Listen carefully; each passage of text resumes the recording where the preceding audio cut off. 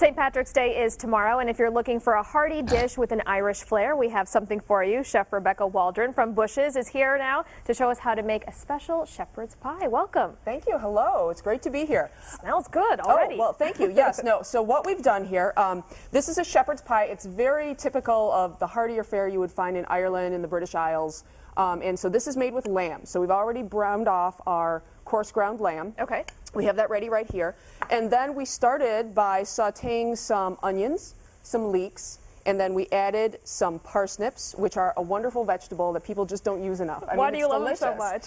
You know, because they're a root vegetable, they're sweet. When you roast them or when you saute them, they just taste delicious. And so we cannot forget about our parsnips. So we've got carrots in there as well, and some mushrooms and some garlic. So those are nice and sauteed and hot. So we're going to add some tomato paste. And this just gives the broth and the base a little bit of richness. So we're going to add that in there. And then what we're going to do is add our lamb back in there. So there's all that lamb that we've already browned off. And really at this point you're almost ready to add your liquids, but what you want to do first is throw in this flour, and that'll help thicken. So it's a pretty hearty stew. Nice. So it's a pretty sturdy stew you've got going on here. And so once you've added your flour, and that's all good and mixed in there, then here's the fun part. We're going to add some Guinness Stout, which good old-fashioned Guinness Stout. You could any good stout beer.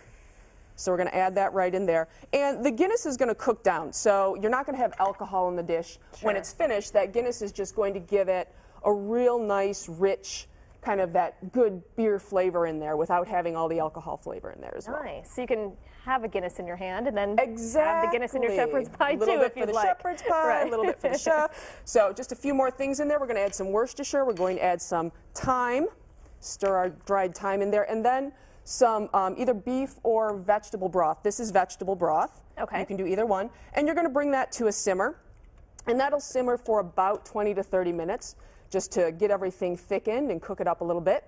And then when you're finished, when your base here is done, it's going to look like this. Nice. And so we've put this into a nice little casserole dish. Okay. And then you make your mashed potatoes. We stirred in some wonderful Irish cheddar into our mashed potatoes. And now you are going to have the honor. All right. So this is the first sous chef to work, right? Yes, okay. There you go. Just plop it on here, Plop it on. Now you got to make sure that you seal the edges. Okay. So that you don't have too much boil over. You get a little bit of drips on the edge. Okay. So you're just going to try to, just don't. Nice and gooey. There you go. Yeah, I know. The mashed potatoes, because of the cheese in there, they get a little thick. Okay. But you just kind of keep it toward the edge. All right. And then once you're done spreading the potatoes on, you're going to put that in the oven, and it only has to cook for another 20 minutes or so. So be generous with those potatoes. You just got to plop them on there. There you go. I'm going to. This is the first layer. Well, right. So exactly. You have to do a layering kind of a strata there. So once you put that in the oven, again, 20 minutes, and then once it comes out of the oven, I would let it sit for about 5 minutes or so before you serve it so it can kind of come together. What we have over there, we've got the full shepherd's pie. You can do this as individuals. I love that. I know, isn't that kind of cute? So if you do it as individuals, then they don't have to cook as long, but they're fun because you can do little, individual servings for people, and so it's kind of a neat thing to do. And also at Bush's, you can even at least just grab some other things if you're having some sort of St. Patty's Day celebration. Absolutely. We have corned beef meals that are hot and ready to go through St. Patrick's Day. We also have our wonderful Irish soda bread, which is really, it's phenomenal, our Irish soda bread. I tasted it. It's delicious. It is. And, and our shamrock cookies are also available. We have a lot of great promotions going on with our Irish cheese. So the Dubliner cheese that we put in the mashed potatoes is also on sale this week for St. Patrick's Day as well. So kind of neat. And you guys have locations all over Metro Detroit. 15 stores in the Metro Detroit area. So we are happy to be celebrating St. Patrick's Day this year. And you did a great job there. Look at that. It's all right. Not bad? Not bad at all. Passed the test. Yeah. All right, here are the shamrock cookies too that you can pick up. And so really, again, like you said, just a hearty dish, and nice to add the Guinness and some Irish cheese and it'll make it festive. stick to you.